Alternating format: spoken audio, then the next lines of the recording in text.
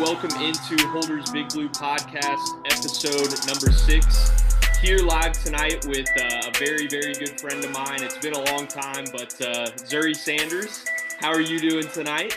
I'm good, Alex. Thank you so much for having me. And I've actually paid attention to your podcast, so it's really cool what you're doing.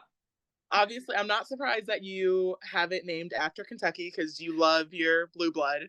But I think it's really cool that you're using your voice through your platform, and it's been awesome. Well, I appreciate it, and I had to ask you to come on just because of obviously all your success, and you were always a really good friend of mine growing up. Always very nice to me. Going all the way back to Mrs. Blue's class with Lane and Jade Tibbs and all those fun times we had in 8th grade. So I wanted to have you on, and also just the way the women's game I think has just changed a lot, and it's getting people really excited about the women's game, and I think it's really important to hear your perspective on how that's changing and all those good things that have come with it. And I guess I will introduce you, Zuri Sanders. She is a former Texas Tech Red Raider, Lady Raider basketball player. Now is the director of player development and social media recruiting, correct? Yes. Okay. So I guess we'll jump right into it with you grew up in Evansville, Indiana. We're our same hometowns. Your brother played football at Florida State. You come from an extremely athletic family. Your sister Zion played at Iowa. So you went to Castle, then you went to Central. I hated seeing you go because I from the friend side of things, I always enjoyed you being around. What at the end of the day, or I guess go through your recruiting process of ending up at Texas Tech, and what were some of the schools that were maybe looking at you that weren't just Texas Tech? Yeah, absolutely. So I was very blessed to have the family that I have. You mentioned it briefly. My brother did play football at Florida State, so I was able to kind of watch how he went through his recruiting process. And my parents were very diligent with that because that was kind of the first time going through like this is what it's like to get it, because my dad played basketball at South Carolina State and my mom played at Georgia. Okay, I vaguely remember. Yeah, having a child now, it's obviously different when it's your own kid going through this, and you want to be diligent with the process, and you want to make sure you're educated on all the things that you need to be educated on, especially because the NCAA is always changing their rules through compliance, right? So I was very blessed to kind of watch my brother go through it all. And my parents made sure that they got educated on that process because they knew they were going to have to go through it with me and my younger sister Zion, because we wanted to be able to play the next level for basketball after high school. And so my parents stuck us in travel ball at a young age, and we had to get equipped with the knowledge of, when it comes to playing in high school, that's one thing, because like I had a great team at Castle, had a great team also at Central, but unfortunately, not a lot of my teammates wanted to play at the next level, whereas in AAU, they do, right? So when you're playing an AAU ball with some greats, I mean, Jackie Young was my teammate, right? And Jackie ends up going into the game, wins a championship, goes number 1 in the draft in 2019, and now she's with the Aces, and she has rings, in the pros.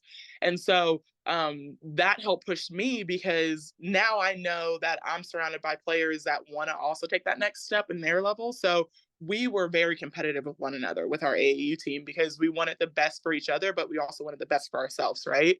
And so whenever I first started getting recruited, like I would go to camps and all the things, and obviously AAU when I was younger, but I got my first official offer when I was in 8th grade. And the staff is no longer there, but it was at an SEC school. And that's when it first hit me like, oh my gosh. This was when you were at Castle North. Like this was with like you were in Mrs. Blue's class with me and we were joking around all the time. Yeah. Okay. So I got first offer in 8th grade, and it And was who was that? obviously Who was? uh, so it was actually Alabama, but they don't have the same Okay. staff anymore. So Right. like, Right. and I don't know how long that coach was there, but yeah, 8th.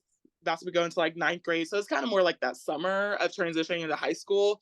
Um, but I had to build, right? So that's one thing that I take great pride in was I always had to build and the athleticism. The skill may have not followed, right? Because there's a lot of skillful players out there, but I had the work ethic and the athleticism. And so that's something that a lot of college coaches really love to see in a high school kid, right? Especially a teenage kid who's kind of transitioning into high school and then wanting to keep up with that. So we ended up going to a lot of basketball camps. My parents wanted us to get as much exposure as possible. And then, so there, and again, like obviously everything changes with college, right? So there was an assistant coach who used to be at Indiana on the women's side. Her name's Brandy Poole.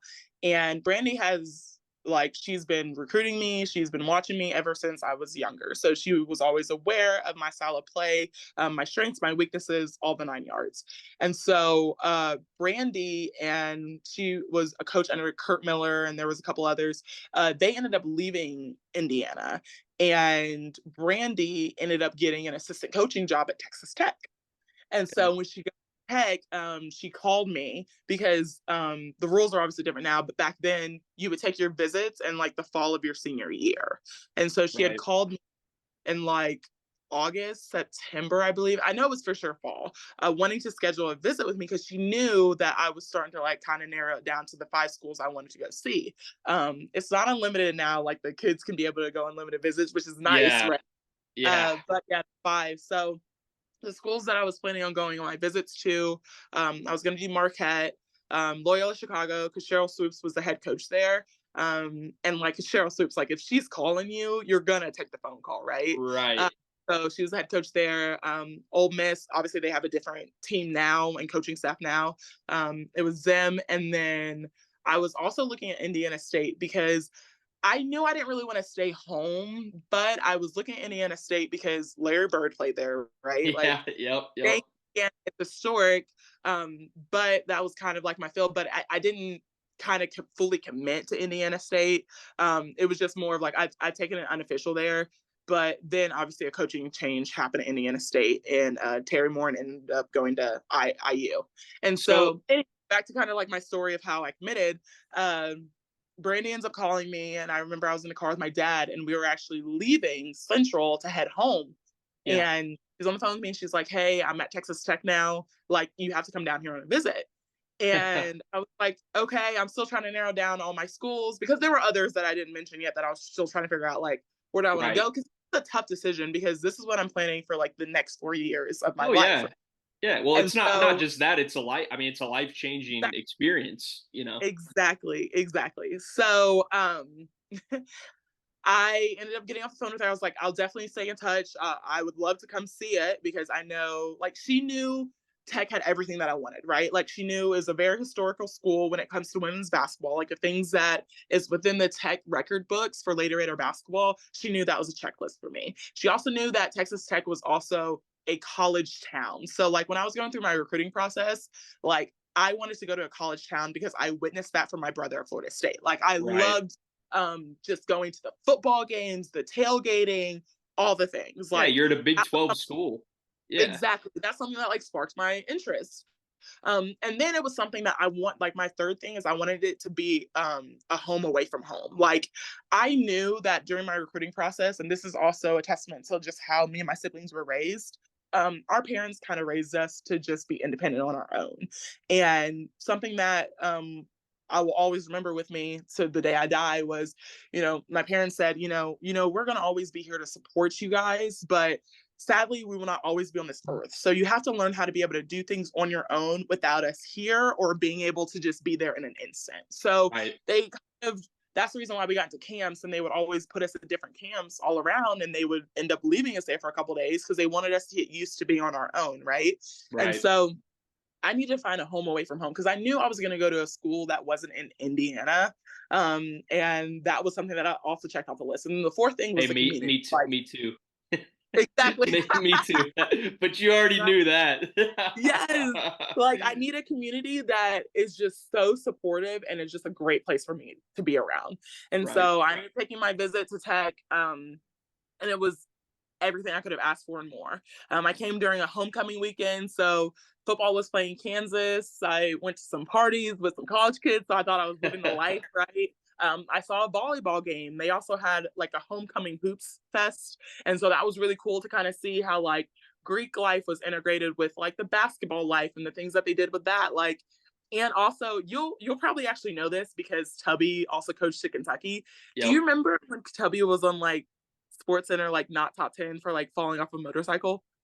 Yeah, I do. And That was my visit. that was your visit? Okay. Yes.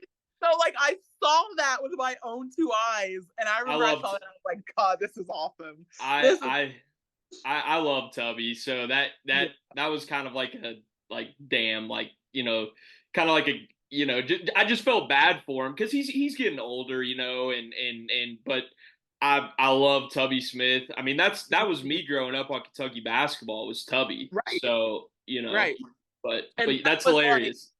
yeah, and mine was like Bob Knight, and then you know of obviously like the infamous like Marsha Sharp and how she definitely like paved the way for women's basketball. Right. And you know Cheryl Swoops, Krista, like Kirkland at the time, which is now Gurlick because she's married, but like Right. all these names that I knew played at Tech, where I was like, yeah, this is a place for me. So after I took my visit, I told my parents, I was like, I want to commit there. And my That's dad's like, awesome. you got to take the rest of your visits. A piece of me felt like he really wanted me to take my visit to Ole Miss because Ole Miss was playing Auburn and like college game day was going to be there. And Right. so it's been a cool like place for me to take my brother and my dad. Oh yeah. But That's what they my wanted heart to knew do. exactly, exactly. But my heart knew where it wanted to be, and I know where I wanted to go. And it was Tech, so I ended up committing, and I came, and I am thankful for it.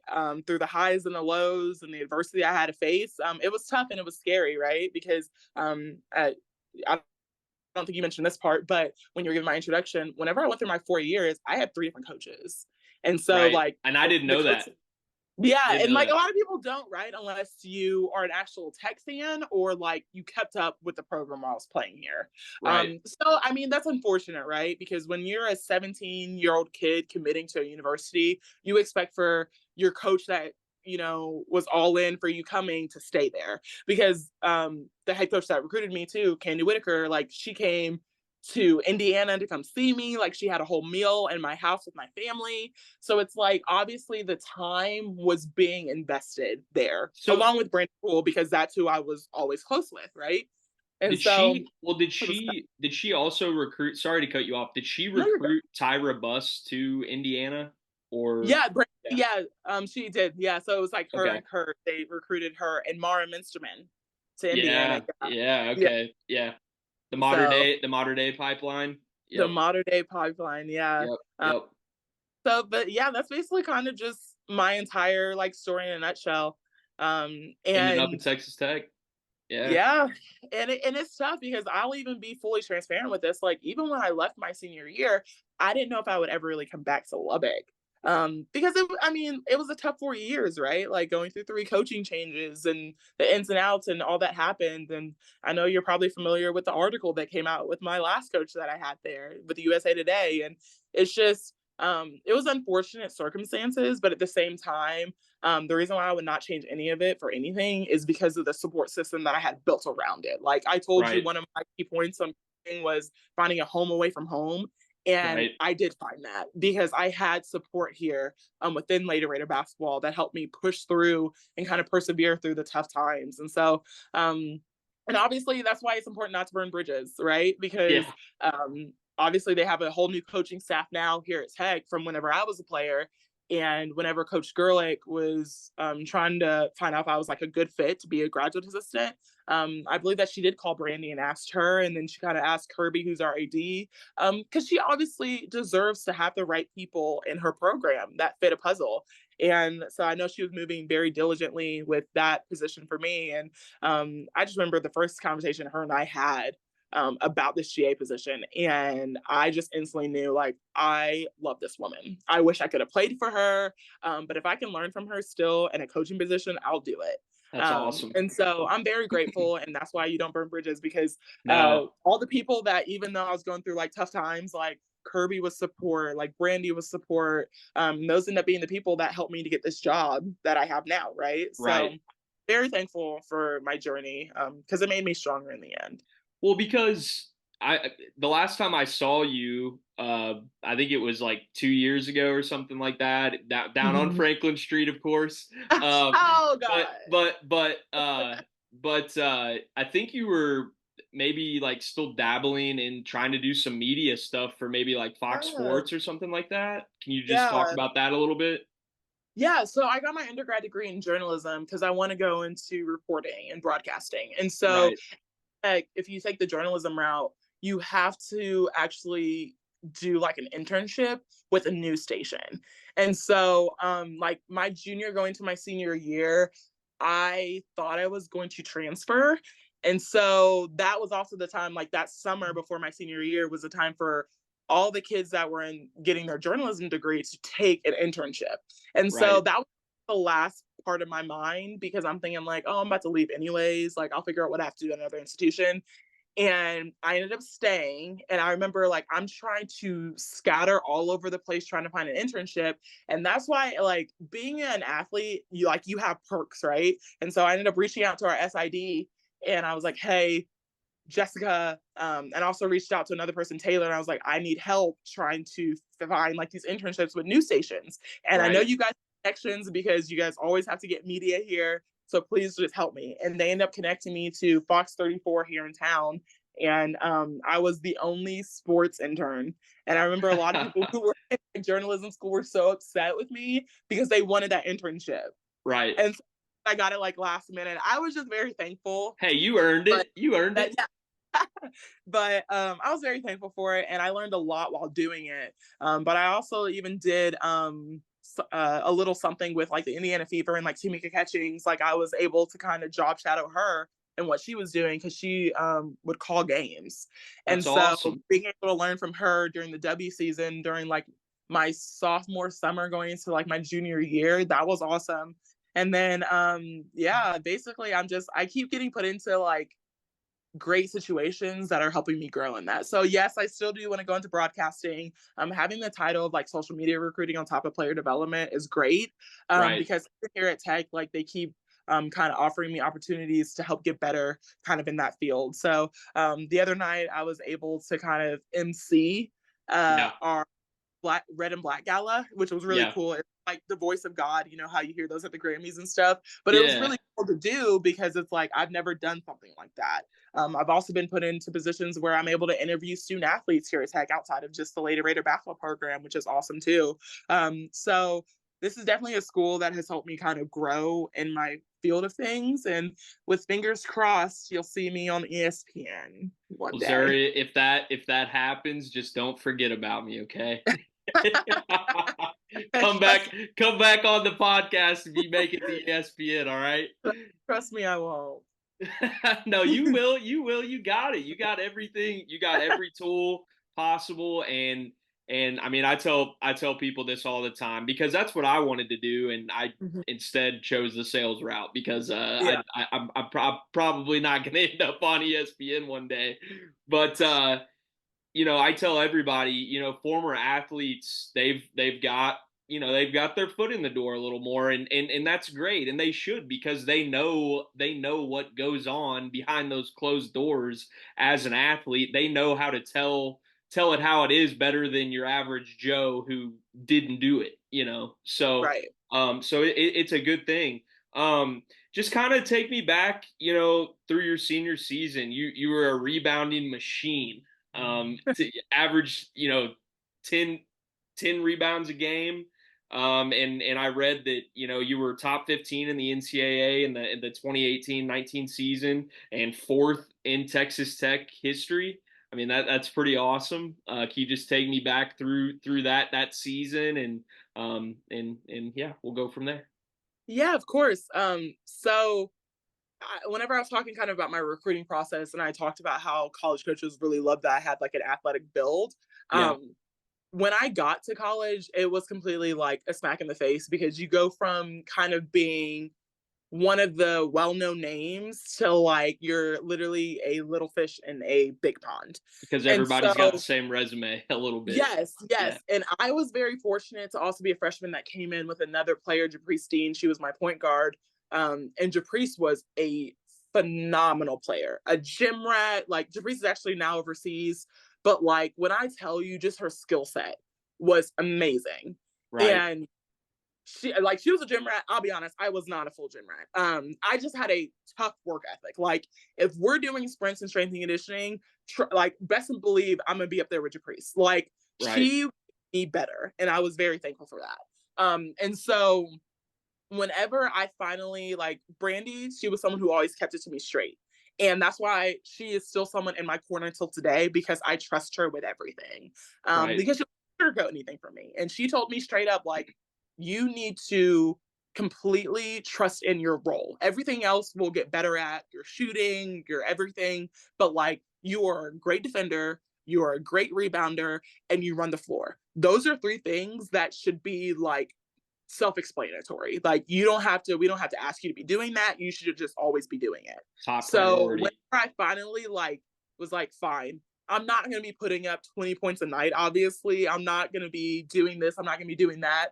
But I'll bet you everything I'm going to be on those boards, and I'll bet you everything I'm going to be running up and down that court. And that's what Japrice knew. She Right. knew that as one of her other players as like a post, she was gonna see me up that court and she was gonna get it to Right. me because I would always tell her like if I wasn't in that rebound, I'm saying we're out, Japrice, like let's go. Right. Because I love to run the floor.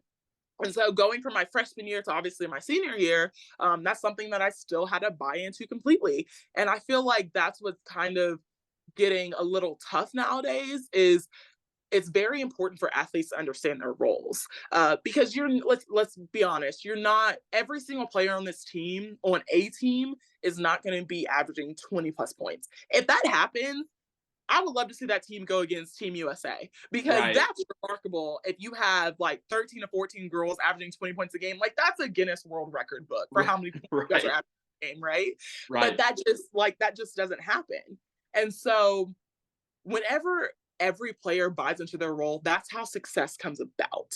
And that's the reason why I was able to buy into what I needed to my senior year. I knew that I'm not going to be scoring 20 plus points like my point guard Cece. I knew I wasn't going to be shooting the three like Sydney Goodson was. I knew I wasn't going to be doing all the things like Brittany Brewer could do, but I knew what I could do, and that was rebound. I knew that my defensive ability like put me on somebody that I need to lock up or play defense on, or just get them tired because I need my motor to continue going. There were some players that definitely burned me. I'm not gonna lie, because their offensive skill set was remarkable, right? Right.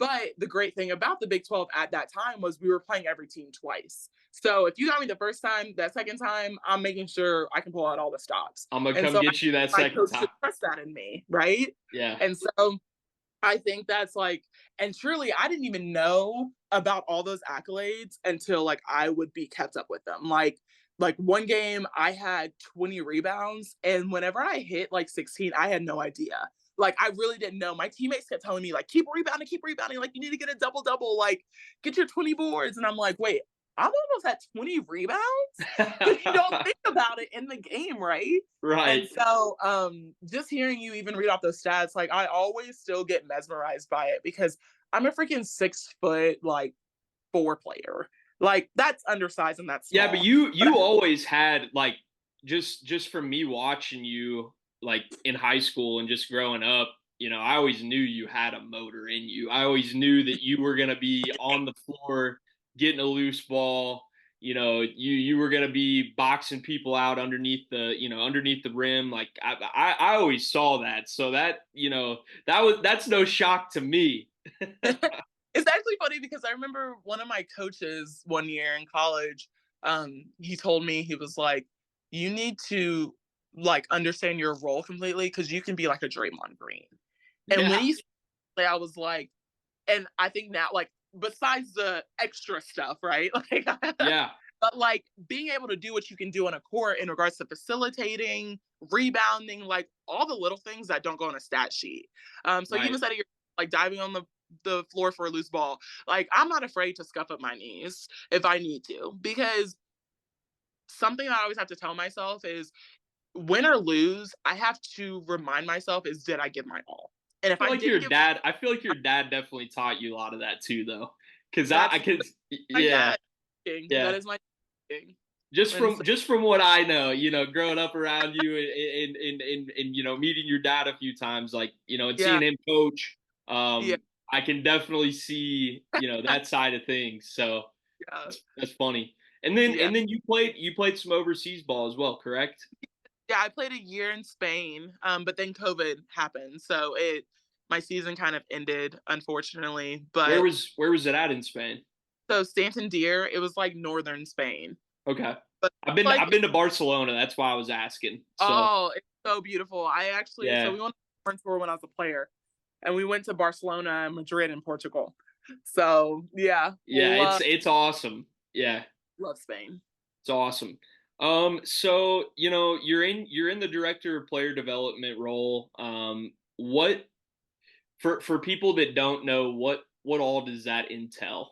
Like what is the day in the life of Zuri Sanders as the director of player development?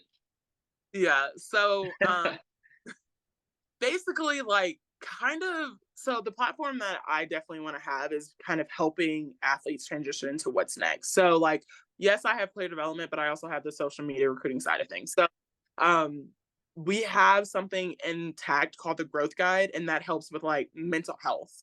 And not just for our athletes, but also for our staff members as well, like our coaches. That's And so great. we have our players and even our staff members take this thing called have you ever taken like a personality test? Oh yeah.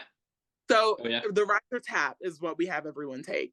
And basically we do this because we want to, and like the results that you get from it, you find out if you're like a musketeer, rocket, there's like ice, there's a bunch of like engineer, there's a bunch of different personalities to kind of get perspective of how's the best way for our players to be coached. Right. Like what's the best way for even like our coaching staff, like how they can be able to handle certain things like pressure performer or whatever it may be. And so it's really, really cool because to have this in place, it really helps when we're like in game. And so basically when we talk about kind of like player development, it's bigger than just the skill set that's on the court. It's about like the mental space of things. And so here at Tech, we have some amazing sports psychologists who That's awesome. really help with our team. And so we have a liaison, and then we have ones that can meet with our girls individually. But the really cool part is that they also help give us tools for our team to be able to help our team as a whole, whether it's Right. like team building challenges or kind of like skill sets to help when it comes to like mental health, because everyone knows like the grueling part of season. I mean, it's a whole season, right? But like when you're really getting down to it is when conference play hits. Yeah. So like January to March is like it's grind time. And Right. so it's important for us to really understand kind of the headspace a little bit of what do our athletes need from us? Because there are athletes out there that can be able to take hard coaching. There are athletes that can't be able to take hard coaching. And so the great thing is that all of our coaches have buy-in with that. So they know how to talk to specific athletes on our team. Because one player can probably be able to get yelled at and they probably won't even flinch. It won't even phase them. Where another player, like if you're getting into them, they'll probably get emotional about it and they'll think a little bit deeper into what is actually just on the surface that the coach is trying to get them to understand. And so the great thing with our coaching staff is they understand how our players need to be coached, and they kind of be able to assert that into how they need to be, while also being, kind of understanding of themselves personally and how they need to be able to coach to be effective, to be able to make a difference, right? So that's kind of where the player development side of thing comes like for me, because I'm really in touch with like our growth guide and helping to build that. And it started with actually one of our assistant coaches, Eric Daru, because he used to be player development. And he's actually has a degree in sports psychology. Okay. So he's like really into that side of things to be able to help make people better, right? Right. Or stronger. And also being self aware of what they can and can't do, right? And being able to Right. strengthen weakness it is, or know your strengths and like take pride in that. And so obviously he last year he got promoted to assistant, and then I was promoted from graduate assistant to player development, social media recruiting, and being able to kind of take that on with the growth guide and whatnot has been really awesome, because I'm in a place where, you know, you obviously see the other side of things when it comes to coaching. And that's why I take it very seriously. And so I'm in great conversations with like our sports psychologists and just trying to figure out, like, we don't know who our girls talk to in regards to sports psychology, because that needs to be their safe space to be able to do that. Right.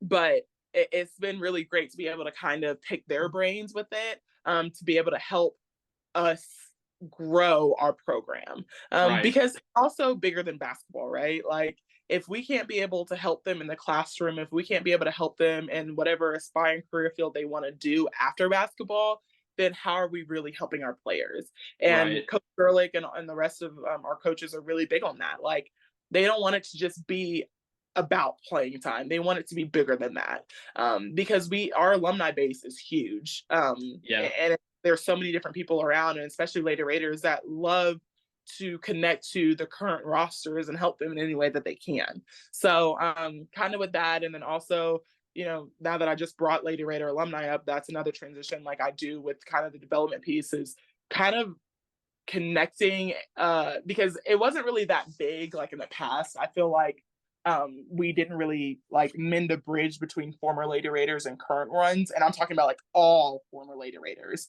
And when Right. Coach Curley got back, that was like one of her points of emphasis, is like she wants to grow the Lady Raider brand to wherever, like, you have alumni coming back for all these games, and it's not just an alumni game. Like, if they're living in another city, whether it's Houston or Dallas, if we're playing U of H, they'll come. If we're playing TCU, they'll come. If they live in Austin, sadly, Texas is not in our conference anymore, but Yeah. still Baylor is, and that's only a 45-minute drive. So Right. being able to build that up, and she has me on staff as well as another former Lady Raider, Coach Plannett Pearson, and so we're definitely taking kind of the reins on building that for Coach Gerlich, to a point where we have a developmental plan, bringing in a bunch of different Lady Raiders, because these girls have to understand. I think it's important for every player whenever you join a program to understand the history behind it. And I Yep. talked about that at the beginning, right? Like, I was naming all the history that I knew Lady Raider basketball was about. Yep. And that's the reason why I knew I wanted to commit here, because how important it was to me. And so Right. keep importance alive, for the current Lady Raiders that we have or any future ones, knowing that this is a historic program. Yep. And yes, we didn't have a postseason for 10 years, but last year, Coach Gerlich allowing us to be able to have a WNIT appearance, right? And host Right. and all, like, she brought that excitement back to Back. Lubbock for Lady Raider basketball.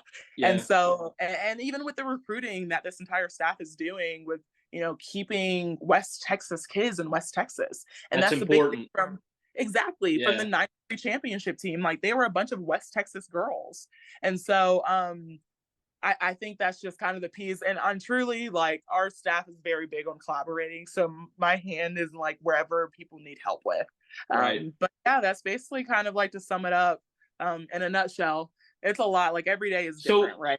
well, so what does a social media recruit do? I mean, are you like DMing these girls on Instagram like to come to Texas Tech? No. I'm just being I don't know. That's why I'm asking. I like Yeah. how does like what does that mean? Yeah, no. So social media is a very key part when it comes to recruiting. Of Like, the things course. that we put out on social media, recruits are going to have their eyes on them, right? And Right. so basically, along with our SID Casey, who's phenomenal, we kind of run the social media account for Lady Raider basketball. So that's what the social media recruiting piece means, is Right. that, like, we come up with the creative process on being able to put things on our platforms, whether it's Instagram, Twitter, Facebook, to not obviously, like, I mean, the big thing is, like, we have a platform, right? So that our fans can be able to see it, but also for recruits to see. And I think the biggest compliment is whenever I have recruits ask me, "Are you the one who's doing all those interviews? Are you the one doing so cool?" And I'm like, yes, because Yep. I want to be able to use our platform to tell the stories of our athletes, because they're bigger than just athletes. Like, Right. and that's so cool about it. So I want to be able, so it's more to just, like, show that we have amazing things going on within our program. And we have genuine players, we have genuine staff members. And so that's what recruits want to be able to see. And that's what recruits' families want to also be able to see. Because if you're gonna have my daughter for 4 years, I want to believe that she's like what I see on social media is true. Like Right. the genuine like coach. These are genuine players. Like, and that's what we want to be able to promote is transparency and honesty. Right. For recruits and their families to be able to see is like what you see on this social is what you're gonna get. Right. And just being able to show different sides of things. Like, I think it's really cool that we try to keep up with like TikTok trends, and Yeah. I'll have coaches like dance to certain things, and whenever they Yeah. tell me yes, it's like it fills my bucket because I'm able to show a different side of them than just coaching, and people love Right. it. Right. So kind of what like the social media recruiting piece means. Yeah, They know you're a human, not just a robot, right? literally, Yeah. exactly. Yeah. That's awesome. So I mean, I guess my next big thing is what are your thoughts on NIL? Because as a Kentucky fan, I mean, I don't know if you heard, but we got a new coach now. Cal has left the Yeah, you building. got it for the Big 12. Trust me, I heard. Yeah, yeah. And so I mean, we are starting from complete scratch. And I have been refreshing my Twitter feed like every 5 seconds because I mean it's like every 20, 30 minutes a new guy or girl or whoever Yeah. is hitting the portal. And also I want to say I'm really excited about Kentucky women's basketball because Kenny Brooks just signed, Uh-huh. and I am fired up about him as well. But before we get into any of that, what do you think about the NIL situation and how does Texas Tech Lady Raider basketball handle it? And we'll just go from there with that. Gosh, let me tell you, I wish it was the thing whenever I was an athlete. Like, I I guarantee it. would, I, goodness gracious, my You missed savings out. Yeah. account coming out of college would have been, Yep. but no, I think so with NIL, I have like a love hate relationship with it. I love it because I've seen so many athletes use it to be able to give back to their community. So many athletes use it in a great, genuine way to be able to express their like for their platform. So I'm just gonna even use gosh, I hate the fact that I can't even think of his name off the top of my head right now, but I won't use him. I'll use actually Burns from NC State, right? Like Yeah, I they got seem like a I Cinderella got his story, T-shirt. I was actually about to hang it up on the wall, but it's a little right? wrinkly, so Like I couldn't. they Yeah, I seem like loved a him. Cinderella story, and people loved him. Yep. And he ended up making, I want to say like $100,000 in NIL money, Yep. which like I loved for him because he seems like a very genuine human being, Oh and like yeah. that. And so that's why I say like I love it because you see that these athletes are getting what they deserve. Like the first people that popped in my mind, aside from a There he lot is of right there. There he women, is right I love that. I there. love that. That's awesome. Like obviously aside from like a lot of women's hoopers who have gone through a lot with NIL, but like let's think of just Fab Five from Michigan, right? Like Yeah. those dudes were Yep. broke, and Michigan was making hundreds of millions of dollars off of Yep. them. And the one time they make a little slip up or whatever, the NCAA just completely smacks them on the hand, and it's like dang, like it sucks for them, right? And so Yeah. now that NIL is a thing, it's great because these kids are able to profit off of their name, image, and likeness. And Right. watching them also be able to give back to their communities or whatever they may do with the money that they're receiving, I think that is amazing. The Yep. one thing that I just kind of like I hate a little bit about it is um it causes a lot of kids to bounce around into the transfer portal. And that's Granted, kind of what like I was getting at with yeah, that. It's and gotten a little bit out of hand in that aspect, you know. yeah, but let me say just because you always have to know the full context of a lot of things. Like there are some kids that do leave their schools because there's not NIL money there and they want it to be able to supply for their families or whatever it may be. Completely understand that point. Right. But if you're in a great situation at a great institution where you can get a degree, you have a community that is completely pulling for you, and you're just not getting the money that where you're already making a lot of money and you just want more than that, it's like to me at what point is it like, I just want to win? You know what I mean? I Right. just want to be in a great environment. Right. Because there's even pros that will take salary cuts because they want to win a Yep. championship. Yep. And so it's like you have these people in the pros where, these college kids are looking up to them, and it's like, why won't you be able to take a little bit of a page out of their book to understand, like, you're in a great Right. situation, and you're leaving because you want like $100,000 more, Yeah. where like, I think I mean, money is money. It comes and goes, but the relationships, that's going to always be constant. The support that you're getting is always going to be constant. I mean, the degree that you can even get, that is something that you'll have for the rest of your life. And so Right. that's the one like hiccup I have, because um, I hate to see, I don't want to see the love of the game being tarnished by just, people out there to completely get it for themselves and not understanding that you're part of a team. Yep. And In a so, university. Yeah. exactly, exactly. And it's just like heartbreaking to see kind of with that piece of it. Like, I'm all for, if you're gonna get your coins, get your coins. Oh Um, yeah. but at the same time, like, have another piece about yourself in regards to like, this is a situation I probably shouldn't be leaving because Right. I'm very blessed in it. Like, I don't need an extra like 40, 50K to go somewhere else. When like, this is something like, I feel like they're kind of just in the moment opposed to looking down the road, right? Yep. So like for me, I could have left multiple times from tech, right? Right. Because of what I went through. But I had to look down the road and think, okay, think about when you're in your 30s and you have a family that you have to provide for and you don't like the job that you're in. Are you just going to Right. quit knowing that you don't have anything else like a plan B or C in the Right. back of your head? Or are you going to stick it through and show life lessons to your kids? And Yep. so, I and I think know a that lot of shows a people don't lot get of that far. I think that shows a lot of integrity about people as well. Is like Yeah. you see a dude that's been to, I'm not saying that it's a they're a bad person, Yeah. but you see him jump around to 5 different schools and you're just kind of like, I mean, come on, man. Like, Yeah. can't stick it out, even through the bad time. I don't know.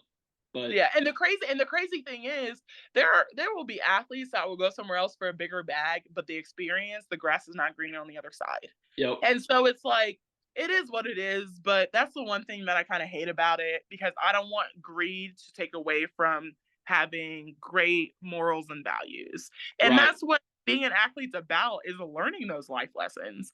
And so Right. I always find it very admirable whenever I find out about these big name pros in the W or the NFL or the NBA or whatever it may be, saying they're going to take a price cut because they want to win. And if Yeah. they're going to take a price cut to get whoever they need to get on this team, like, I love hearing that stuff, because Yep. I'm just like, that's how you know they're a competitor. Like, they just Right. want to win, because they're going to Well, get paid regardless at the end of the day, but they're cool with doing what they need to do in order to get a championship at the end of the season. and that's kind of where the Bengals are at right now with Joe Mm-hmm. Burrow and Jamar Yeah. Chase and T Higgins. They franchise tag T just because, I mean, he's worth a lot more than what the Bengals can give him. But Mm-hmm. I think at the end of the day, he's ready to come back because he wants to win. He knows they can win a championship. So Right. so so that's just kind of bouncing off of what you had to say there. But I agree with all those things with NIL, and I mean, it is the wild, wild freaking West out there, and I just keeping up with. I mean, I saw Alabama. They just went to the Final Four on the men's side, and they've got, four of their top guys are in the transfer portal, and then they've got a guy that came off the bench. He's in the transfer portal, and it's just, I don't know, it just kind of raises your eyebrows a little bit. But Yeah, it's a little unfortunate. But then again, like, that's why I said, like, you always have to look at the full context of things, because there are some guys that probably, or females, excuse me, that are leaving because they really do need a different situation for themselves. Because even right, whenever I, like, every year I had a good handful of teammates that were transferring, and I knew their stories, and I cannot be upset with them because they have to right, do what them. And right. so it's always like, that's one thing that I feel like fans never really fully understand, is you They never know don't. someone is leaving. Yeah. Um, but yeah, that's why it's tough. It's a very like gray area with Right. that. When it comes to NIL here, so in the state of Texas, when it happened with NIL, the NCAA literally said it's up to the state's discretion. We're not touching it. We're not Yeah, really. yeah. And it's like And that so everywhere. Yeah.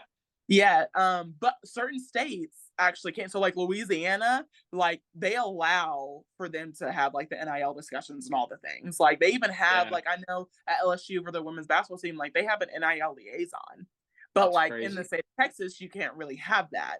Right. Um and so I know at Tech, as soon as NIL dropped, and it's still such like a crazy thing, right? Because things are always changing at NIL. Yeah. But I know at Tech, like our institution, they made sure that the athletes are getting educated on what it is, like from when they get here from the jump, like how do we have to maneuver through it, understanding kind of the taxes side of things. Like they've definitely been able to like try to prepare our athletes to the best of their abilities within staying within the frame of like you can't do this, you can't do that. Right. So I Tech has done such a great job, and even with the programs, I know it's tough. I know it's tough for all these different programs trying to figure out how to maneuver through it all. But I know here it's been great with how they've definitely been trying to equip athletes with the best that they can. And I know, so like, I don't know if you were aware of this, but a few years ago, we were the first program to have a team wide deal, No, a I didn't 25. know that. Yeah. No. That's So pretty 2 years good. That's pretty ago, yeah, awesome. really cool, right? So Yeah. 2 years ago, our donor club, and it was one agency, but now it's a completely different club that kind of takes over the NIL with it. They did a team wide deal for our women's basketball team, Okay. and it made history because we were the first one to do it, and it Right. was so cool because you see that that's how invested people are in women's basketball in West Texas. And Right. it says a lot, right? And so that's something that's really dope to see and have, because you even said it yourself at the beginning of this podcast, like you see all this hype around women's basketball and people are starting to invest in it. And people were investing in this before like the hype was even really blowing up Yep. with women's basketball here in West Texas. And so knowing how amazing of a community it is that supports Lady Raider basketball speaks volumes. Right. Um, and I'm just like I'm excited for our players to kind of see the fact that there are a lot of people that see value in you guys and believe in you guys, and that's why they're doing what they're doing to kind of just show how much you mean to this community.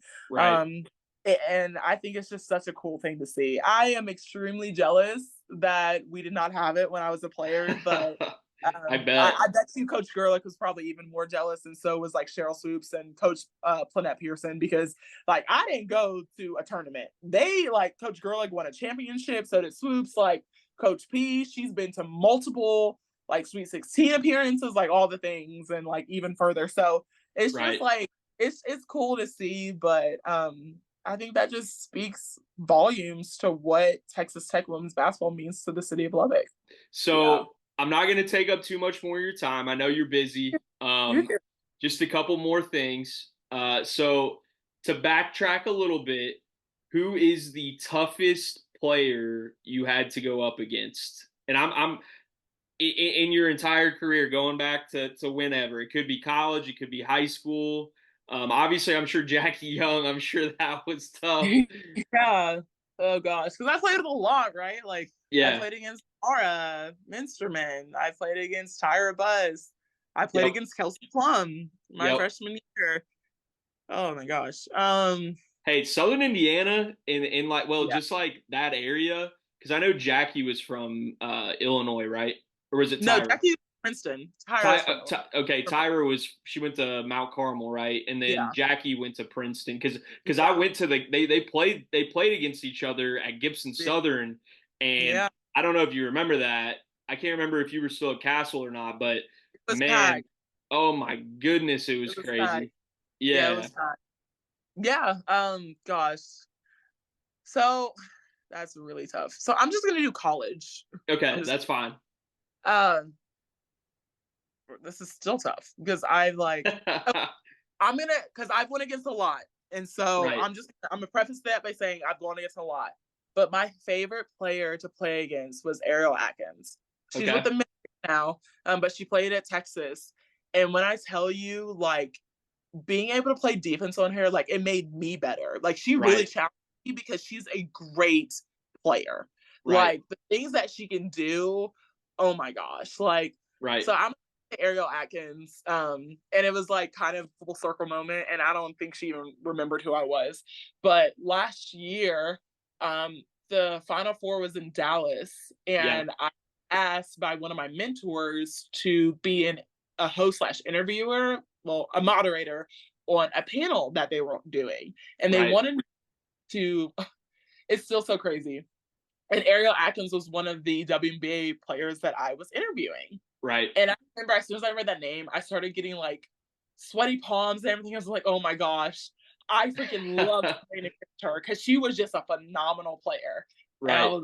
so I talked briefly. I was like, I played at Tech, and I don't think she remembered me at all, but I'm gonna have to say Ariel Atkins. And just Okay. seeing what she's doing also in the W, I think it's very like just inspiring and really cool Well, to see. But I played against a lot of really good Big 12 players. yeah, oh, Really, I'm sure you did. And hey, even in high school, man, I mean, like yeah, yeah, true. we had a good group when we were growing up of Yeah. talent that came out of, that area. And then, of course your sister, how's she Yeah, doing? she's doing She really played with well. Caitlin Clark. I mean, she played with She Caitlin did. Clark. She did. So, 2 seasons. Actually, no. Clayton was a freshman my sister's senior year. That's what Yeah, I he did was a some research. Yeah. yeah, he was a freshman my sister's senior year. But like when the stuff that you see about Iowa with how close they are, like that is really true. That's Um, awesome. Zion is extremely close to all of those girls, and so Yeah. like when they lost last year, like I know her heart was even broken. Like she Devastated. too. And same thing this year.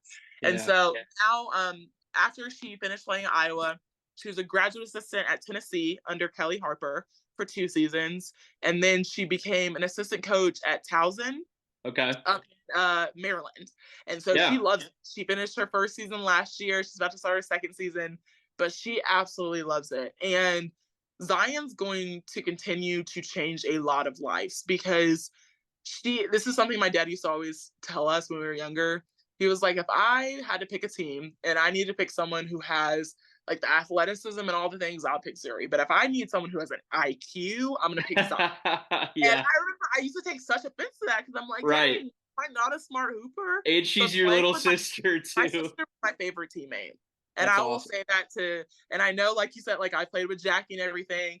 Jackie is a very close second. But Yeah. like my sister Zion was my favorite teammate because she made me better as a Yeah. player because how she saw the court. And Yeah. so being able to be a coach now, like she's just the things that she understands about the game. I learn things from her whenever we talk hoops, and the players that she has underneath her and their coaching staff there at Towson, like they are extremely blessed to have Zion as a coach. And I'm not gonna tear up right now, but like it's very bittersweet to see your younger sister doing that and changing Yeah. life platform that she has. So she's doing great. She loves it.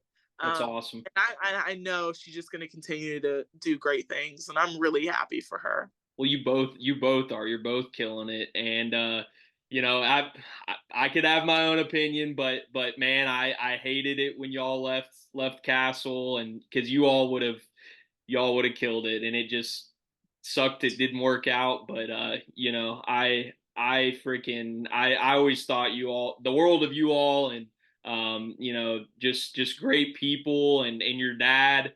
I remember your mom like driving us places in eighth grade. So Yes, yes, yeah. and then last thing, and I'll let you go. I promise. I No, you're promise. good. You're good. This has been Um, awesome. well, I'm having a blast, and do you know, for my Kentucky fans, do you know a whole lot about Coach Brooks? I think he was a home run hire. Georgia Moore is coming in. I'm fired up about her. Looks like we're getting some freaking You guys are. tall chicks in the portal. Yeah. No, you guys are. I mean, to be honest, like as a woman of color, you want to try to find out how many coaches are D1 who are African American, right? And Yeah. so Coach Brooks is one of them that I've known of. I think that he did tremendous things at Virginia Tech, Yeah. and I know he's going to be able to do for like tremendous things at Kentucky. And Yeah. I think the coolest thing just to see is just continue to grow the women's game, but also from a platform of being one of few that are in that role, right? Like Right. there's not a lot of Black head coaches. And so when you finally see one, you're inspired by it Well, because and you're able to show Tubby was the first one at UK, and exactly we was the first loved in a him. lot of places, right? So Yeah. like he's changed the kind of the momentum for that, which is great. And that's another reason why I love Tubby Smith too. Like Yeah. seeing all the first that he made, and then even he won a championship at Yep. Kentucky. That's Yep. just greatness. And so I wish him nothing but the best at Kentucky. I'm excited to see what you guys do in the SEC for sure. I think my favorite thing about that too is like that's another Black coach in the SEC, right? Yeah. Like obviously that's great, but like now you have him, you have Don Staley, Yeah, and she's a stud. She's a stud. I mean, yeah, South Carolina is just like, I yeah, mean, and they're they're almost like about to become the new UConn. Like she, it's awesome. But it's just yeah, even like Auburn's head coach too. Like you're just seeing a lot of greatness being kind of sprinkled throughout each Power Five conference, and it's really cool to see. I can't lie. and I hope you all do awesome. I mean, are there any? I'll be rooting for y'all all the time. You know, just because of you. I need to get me a T-shirt or something, a Lady Raider T-shirt or You something. know what? You know what? You need to text me your address, and I'll send you some stuff out because we're Please about to do. do this I switch would from love it. Under Armour to Adidas, so I'm getting rid of a lot of stuff anyways. Well, I would love it, and I will rep it all the time. Okay. But yeah, I mean, I think the game's changing. I think people are really starting to catch on, especially with the Angel Reese and the Caitlin Clark beef that happened last tournament. That definitely like got people like glued to the TV, and Yeah. you know, and Paige Bucher, she's a stud. Yeah.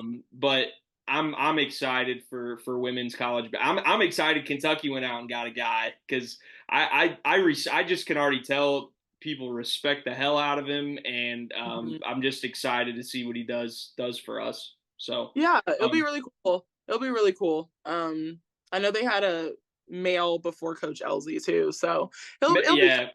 Mitchell, Coach Yeah. Mitchell, yeah, he had a freak accident. I mean, he was doing great. You know, we were getting to your, you know, Sweet 16, Elite Eight, Mhm. but just couldn't really get over the hump. And then all of a sudden in the off season, he actually went on a camping trip and he fell and hit his head. And I hear about that. yeah, doctors said he couldn't come back. Unfortunately, Kyra Elsie, I would have loved for it to work out for her. Yeah. Just didn't, unfortunately. But yeah. But Zuri, I appreciate it so much. Of course. Come back on anytime you're available. Um, I will definitely this will be one of my favorites of all time. You know, just because we grew up with each other and all that, and I want to say thank you for that and just how nice you've always been to me. And I wish you the best. And go Lady Raiders, baby. Thank you so much for having me, Alex. I really appreciate it. I really do. Well, we'll see you later, Zuri. I appreciate it. This has been Holder's Big Blue Podcast with Zuri Sanders.